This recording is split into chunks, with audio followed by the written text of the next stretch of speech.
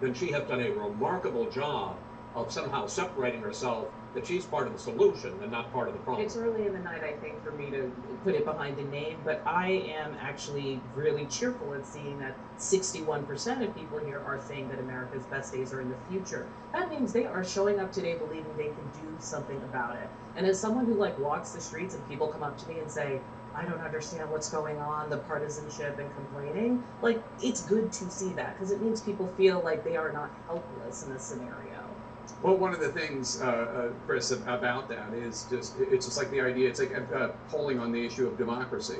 You can see that people are concerned about democracy, and yet that doesn't necessarily mean they're on the side of the Democrats who opposed the January 6th insurrection. It's really, people can have, we all continue. But the only thing I would say is that look, one of the big issues in this election has been immigration. It's been the economy. We know people are unhappy with the yes. We know they're unhappy with the flood of people across the border, and I think that's reflected in these numbers. John King, what are you looking for in the two battlegrounds where voting ends earliest today, Georgia and North Carolina? Jake, as you know, I'm a demographic and a data geek. These are two of the greatest tug-of-wars in American politics, Georgia and North Carolina, because of the even balance in the states. So votes are going to come in early, and because they're battlegrounds, they're going to help us understand quite a bit. This is the 2020 map.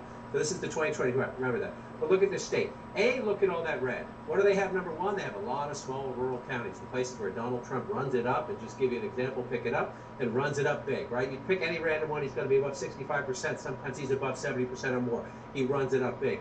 What else do they have? They have urban centers that have a large African-American population and growing suburbs of college-educated voters. You have that in Mecklenburg County. That's Charlotte, the biggest county of the state. You have it up here in Raleigh-Durham, the Research Triangle. An African-American population plus a high college-educated population, a lot of young voters. So both parties have their base. The question is who can win the middle. Just one thing to look at in these states, right? So let's look at the African-American population and bring it up. The darker the shading, the higher the African-American population. This is North Carolina. And then I'll bring you up and come down and we'll look at the state of Georgia. The Democrats have a built-in base here if Kamala Harris can get high turnout and keep the loyalty of African-American voters. African-American turnout critical in these two states. Here's a different way to look at it. You can look at it this way and bring this out here. Let me do this here for you. Race and ethnicity. This is the state of Georgia. About 51% white, 31% of the state population is black, African-American voters, the foundation of the Democratic Party. That's in North Carolina. You pop out to the United States just to get the look. It's 12% nationally, right? And that's what it is in Georgia. And then you come over here to North Carolina and look again, 21% there. So two states that have a significant African-American population. If Kamala Harris can not only win that with a high percentage, but they come up with a really high number. It's not just the percentage, she needs the math in the urban areas as well. So what else do you have in these states? Let's come back out and let's turn this. In both states, again, Donald Trump has a rural base. Democrats have an urban base. This will be decided, that's Virginia, excuse me. This will be decided in the suburbs. And again, Joe Biden, this was the closest. This was Donald Trump's closest win, if you will. 74,000 votes here of his battleground wins. This was the closest one in North Carolina.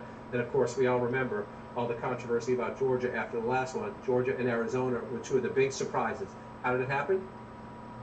It happened here, the Atlanta suburbs. The changing, especially the farther out suburbs. High African-American turnout in the cities, and then you move out into the suburbs. And again, you just look at this here. Let me take this off and look at just what happened, right? So I like to go to the farther out suburbs. The close-in suburbs, the last few elections, have become solidly Democratic. So you move more out. Cobb. When I started doing this, this was ruby red. Joe Biden got 56% of the vote. But look at Donald Trump's number, 42% in Cobb County. Let's go back to 2016. 47% in Cobb County. That's the difference. The margins within the battlegrounds, and the suburbs are those battlegrounds. So come over here to Gwinnett County. Again, when I started doing this, this was a ruby red county. Let's focus on Trump, not Clinton. He gets 45% in 2016. You come to 20, he drops down to 40%. That's the difference in battleground Georgia, because he will run it up in all these rural red areas. The question is, can the Democrats get the urban vote out in here and here, and then what happens in the suburbs? And increasingly, you start in the close-in suburbs. As we have moved out in the last couple of elections, Jake, Democrats have had more success even as you drive more and more. When you start to see the farmland, the Democrats have had more success. That's what they did in 2020, and they do it again tonight.